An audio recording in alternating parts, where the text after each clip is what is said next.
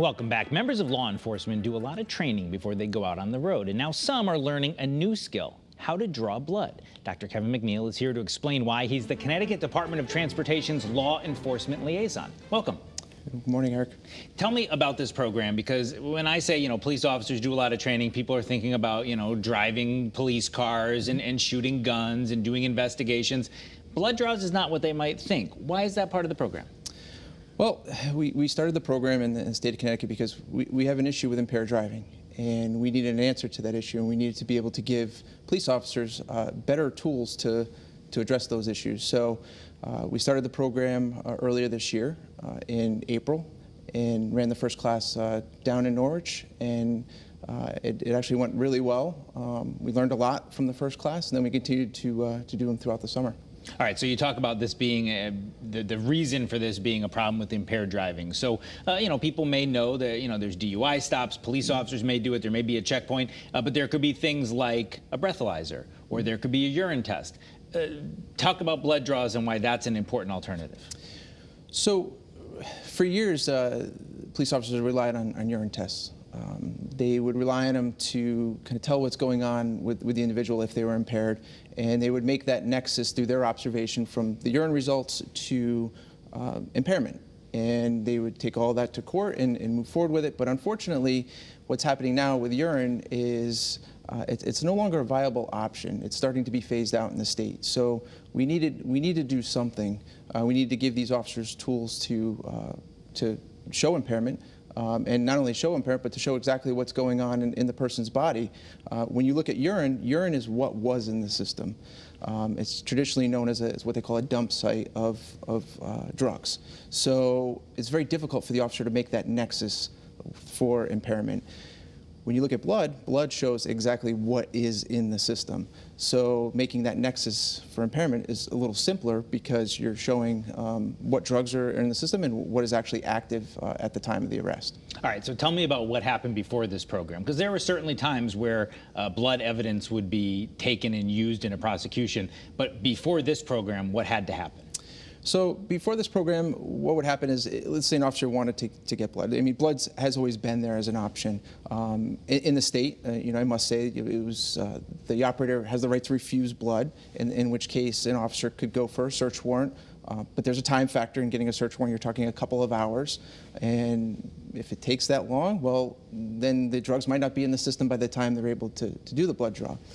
So the reason for, again, going to the blood as a better option and training the officers is so that they can get the evidence in a timely manner versus bringing the person to the emergency room, having the nurse conduct a police-directed blood draw.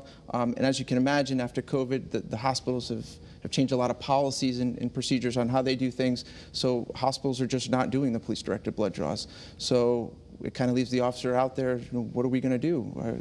What other options we have? And really the only other option they have is this program. So you have police officers who are being trained as phlebotomists to do a blood draw. Is there liability for the police officer if they screw something up? Of course there's liability, but each agency that takes part in the program has policies and procedures in place that outline exactly how and under what circumstances they can conduct the blood draw. And the officers that are out there doing these enforcement blood draws are fully licensed and trained right to the level, actually a little beyond the level of a person or phlebotomist in a hospital conducting these draws. So, so their training is much higher and the standard is much higher. When will this be used? Is it at a police officer's discretion? I'm sure not every police department is signed up for this program yet. Well, in the state, we only have 16 trained officers since the beginning of the program back in April. So to date, we've actually had 3 enforcement blood draws during the normal course of a DUI investigation.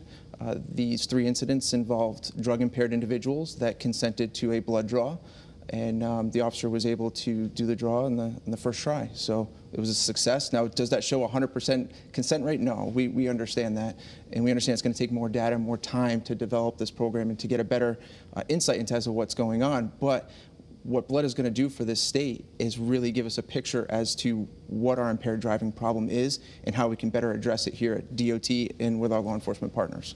This is a unique thing for Connecticut, but not unique across the country. I know I saw somewhere Arizona's been doing it since the 90s, other states as well. Do you think this is something that police departments are going to largely embrace, or are we still in a wait and see? So I will tell you, there's a lot of eyes on our state. From talking to other law enforcement liaisons throughout the United States, they're actually impressed with how well we're doing and how much support we've gained from the community and from law enforcement partners.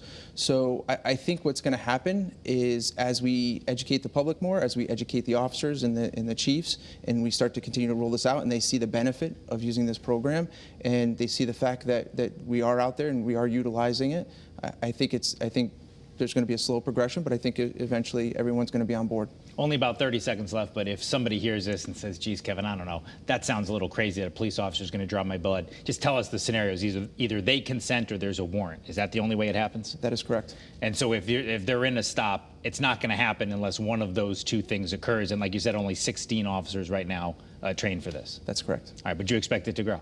Absolutely. All right. Well, Dr. Keven McNeill from the Department of Transportation, the law enforcement liaison, thank you so much for being with us. All right. Thank you, Eric.